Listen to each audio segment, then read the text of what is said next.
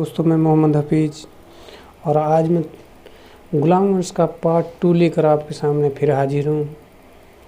आज मैं आपको बताऊंगा रुकनुद्दीन फिरोज़ शाह के बारे में, जो कि इल्तुतमिश का लड़का था। तो देखिए, जो रुकनुद्दीन फिरोज़ था, इनका शासन 1236 में था, यानी इन्होंने कुछ ही दिन शासन किया था। जो इसकी माँ का नाम था, जो यानी इनकी मम्मी थी, उसका नाम था शाह तुर्कान। क्या थी? शाह तुर्कान। इन्होंने 6 माह 8 दिन तक शासन किया था। राइट। गयासुद्दीन ने अवध व दिल्ली के खजाने इसके सामने लूटे थे। जो गयासुद्दीन था, उसने दिल्ली और अवध के जो खजाने थे वो इसके सामने लूटे थे, जबकि अलाउद्दीन जानी और सैफुद्दीन कूची ने विद्रोह किया था।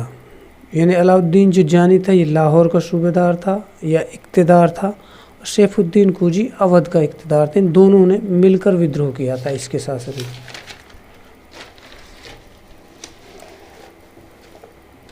अब दोस्तों, जो एक इम्पोर्टेंट टॉपिक है या देखिए गुलाम वंश में, तो वो देखिए रजिया सुल्तान। यानी जो रजिया सुल्तान थी, इन्होंने 1236 से 1240 तक शासन किया था। इनकी उपाधि थी उम्दत उल निस्वा। क्या थी? उम्दत उल निस्वा इनकी उपाधि थी। इनका जन्म 1205 में बदायूं में हुआ था। इनका पूरा नाम जलालत उद्दीन रजिया था। जलालत उद्दीन रजिया।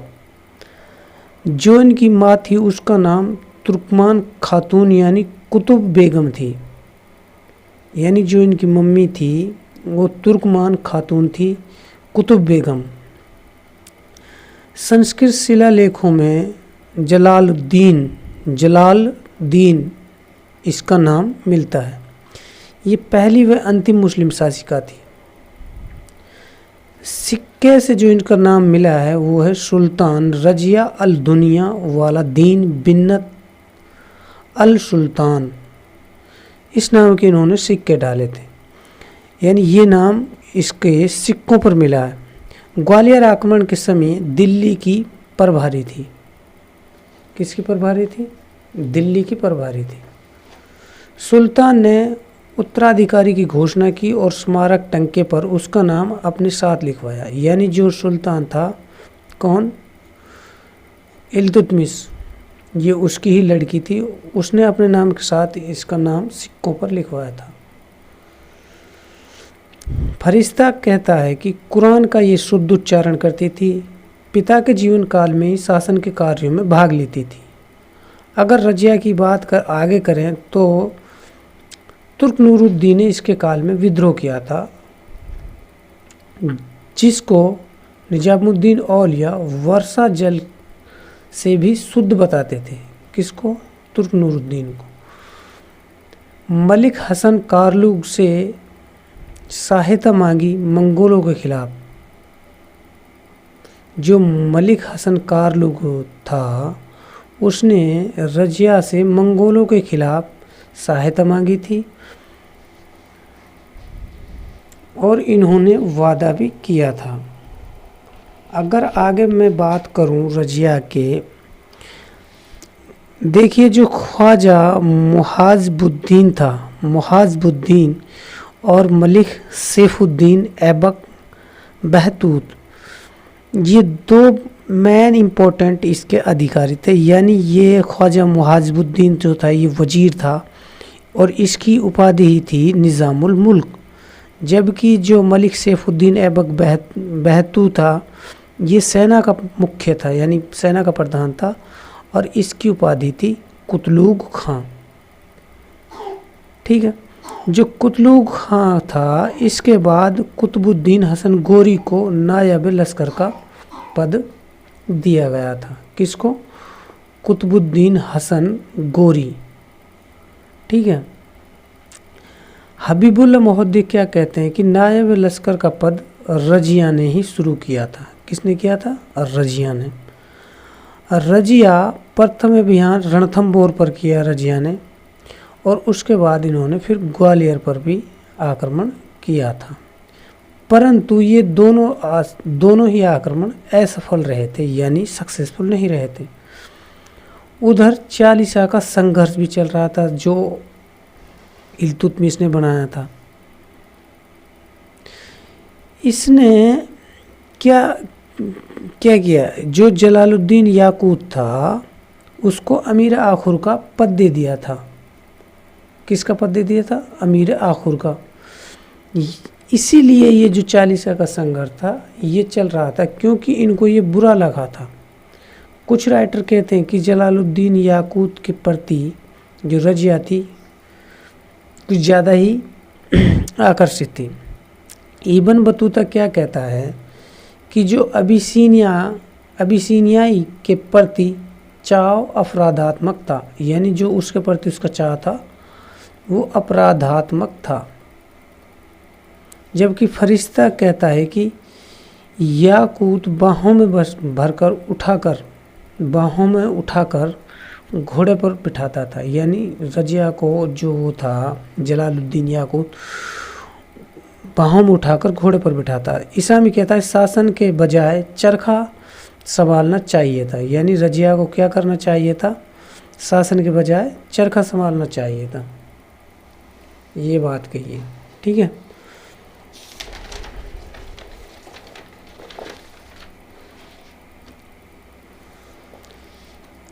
जो रजिया थी उसने राज के छत्र रखने की प्रथा शुरू की। कौन सी प्रथा? राज के छत्र रखने की। वो पुरुषों के वस्त्र पहनती थी, यानी कबा और कुलाह, ठीक है। मिनहाज कहते हैं कि वो एक महान योद्धा थी और उसमें सभी गुण थे। देखिए, एक षड्यंत्र हुआ था रजिया के खिलाफ, तो उस षड्यंत्र के बारे में जानिए। यानी मुख्य तो था उसमें षड्यंत्रकारी, वो था इख्तियारुद्दीन ऐतगिन। कौन था? इख्तियारुद्दीन ऐतगिन, जो उस टाइम अमीर हाजिब के पद पर नियुक्त था। जबकि इन षड्यंत्रकारियों में अन्य थे अल्तुनिया, कबीर। जो रजिया का पतन हुआ था उसमें मुख्य योगदान जो दिया था वो ऐतगिन और अल्तुनिया ने दिया था। किसने? ऐतगिन और अल्तुनिया ने। ऐतगिन अमीर हाजिब था, देखिए ये, और अल्तुनिया ये, राइट। कबीर ने पहला विद्रोह किया लाहौर के अंदर, यानी जो कबीर था ये ऐसा पहला इक़्तिदार था लाहौर का जिसने विद्रोह किया। कबीर को ही हजार मर्दा कहा जाता है। किसको? कबीर को। देखिए दूसरा पॉइंट देखिए, भटिंडा में अल्तुनिया ने, कहाँ पर? भटिंडा में अल्तुनिया ने याकूत को मारकर रजिया को तबर हिंद में कैद कर लिया था। रजिया को कहाँ कैद कर लिया था? तबर हिंद के अंदर, ठीक है।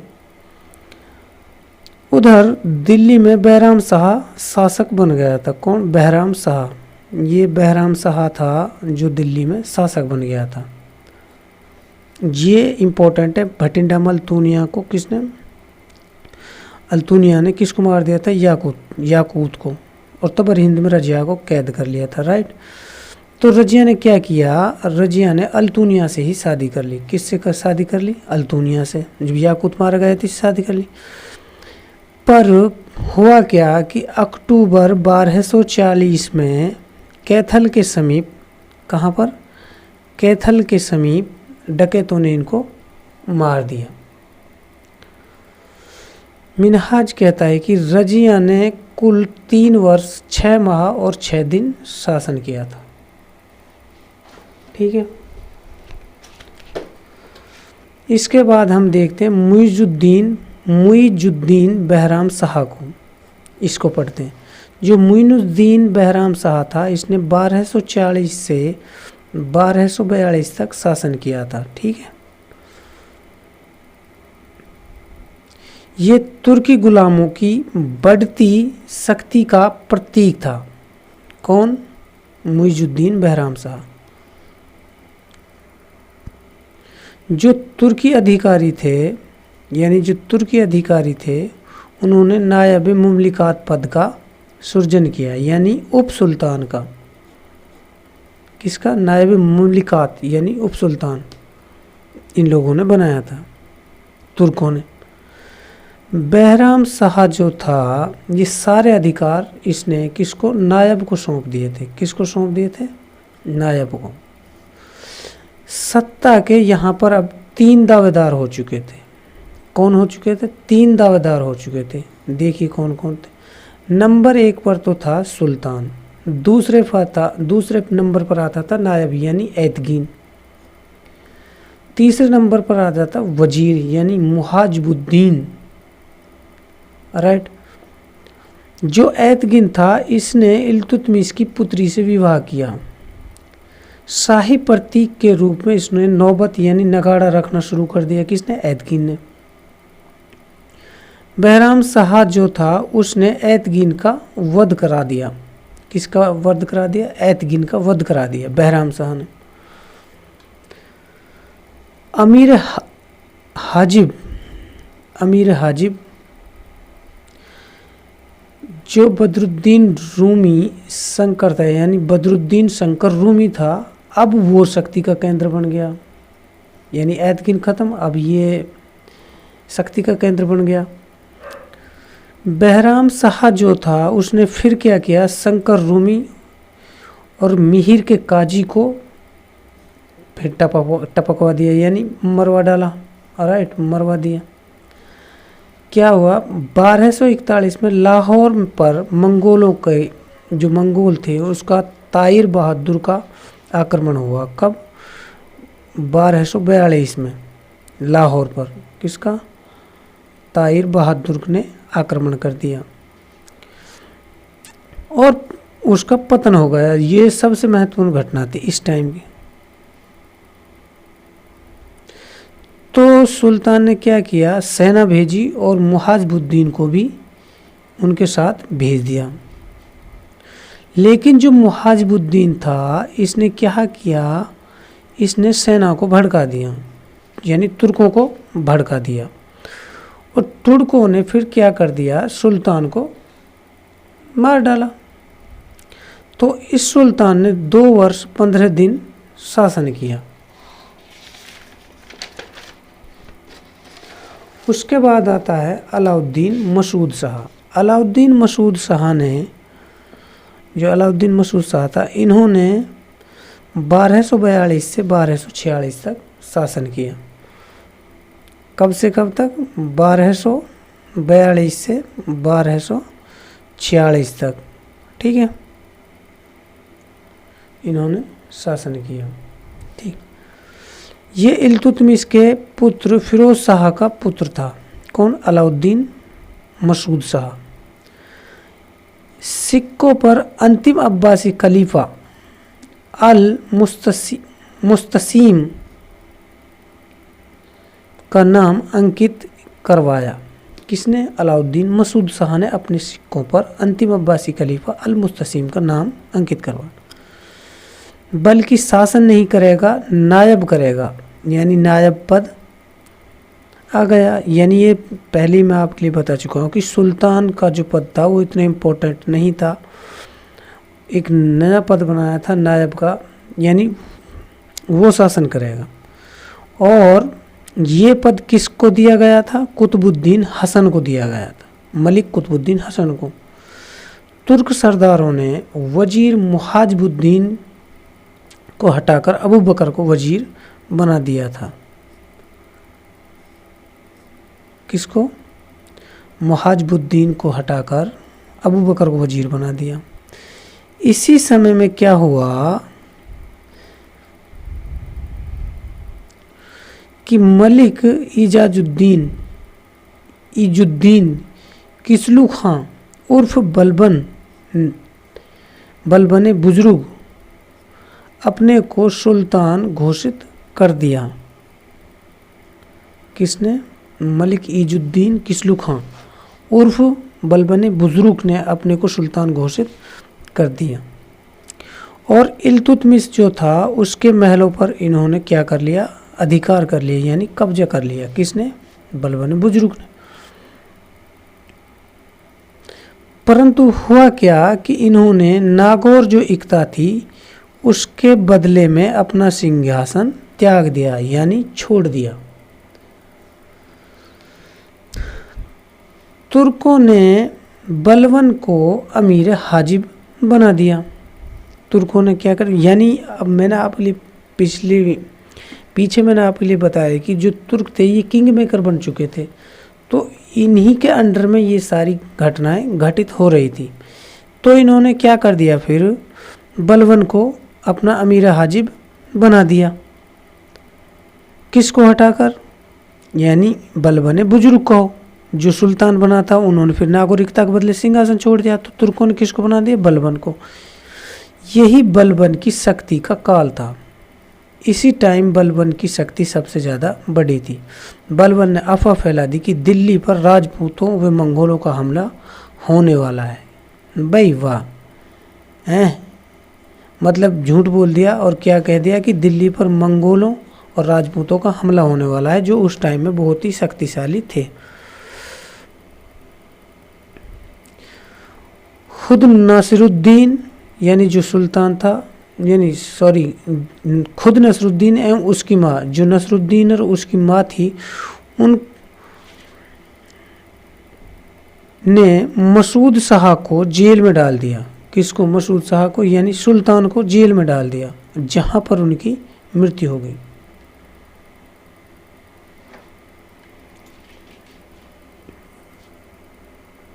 यानी जो ये था बलबन, इन्होंने नसरुद्दीन और उसकी माँ यानी मसूद शाह बोलते हैं इसको, जेल में डाल दिया था और वहाँ पर इनकी मृत्यु हो गई।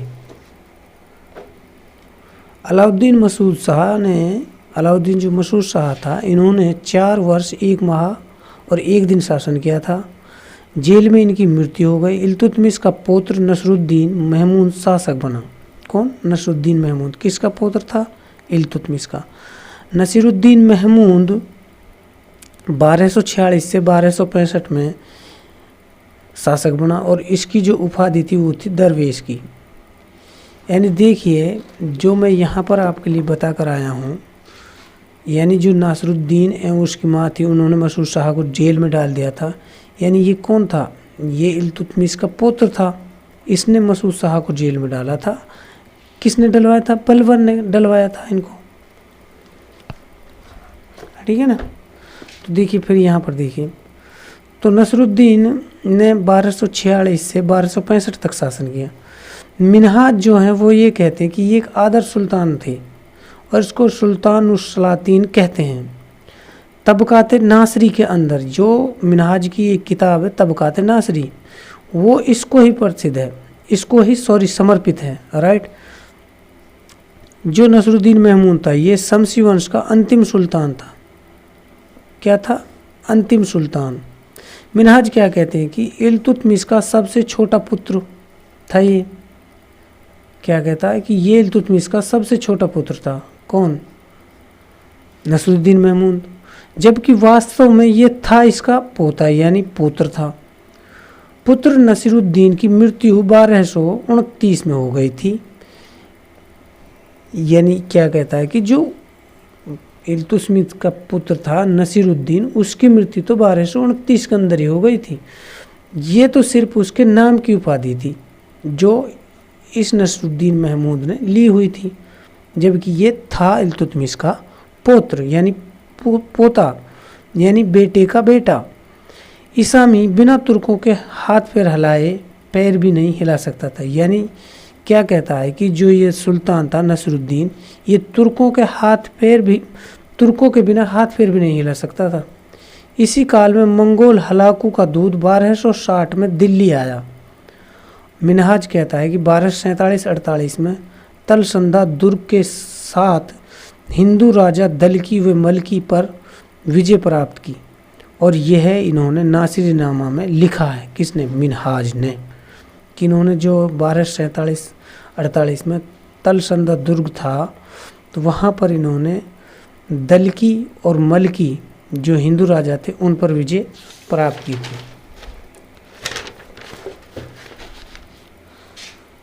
तुर्क सरदारों का नेता फिलहाल कौन बना गया था? बलबन बन गया था। तो बलबन ने 1249 के अंतर अपनी पुत्री हुजैदा का विवाह नसरुद्दीन महमूद से कर दिया था। जब इससे अपनी लड़की का विवाह कर दिया तो सारी शक्ति सिमटकर बलबन के हाथों में आ गई। बलबन को इन्होंने नायब का पद दे दिया और इसके लिए उपाधि जो दी थी वो उलूग खां की दी थी, यानी महान। ये उपाधि उनको 1249 से 1246 में दी गई थी, यानी 1246-1249 के अंदर मिली थी। बलबन जो था इसके 3 विरोधी थे। कौन कौन से विरोधी थे? 3 विरोधी थे। अमीर हाजिब किसलू खां और कुतलुग खां जो उच्चर मुल्तान का सूबेदार था। अमीर हाजिब किसलू खां और कुतलुग खां जो उच्चर मुल्तान का सूबेदार था। वहीं वकील दर इमादुद्दीन रिहान भी इसका क्या था? विरोधी था।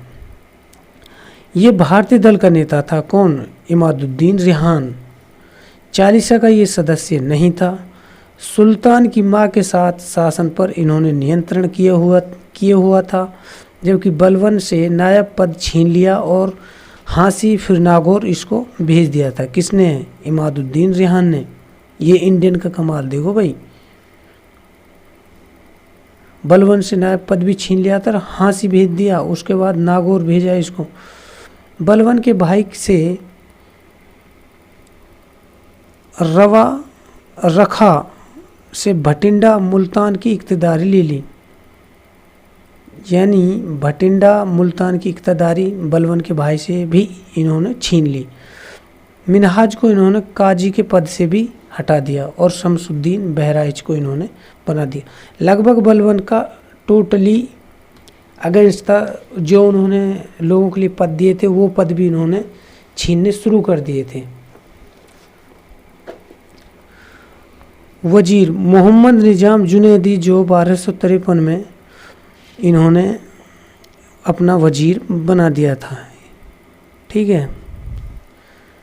नसीरुद्दीन महमूद ने बलबन से समझौता कर लिया।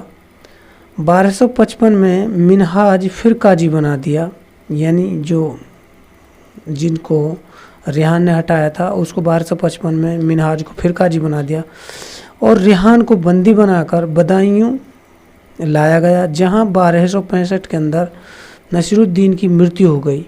यानी फिर क्या हुआ? नसीरुद्दीन महमूद दुनिया छोड़कर चले गए, यानी मर गए।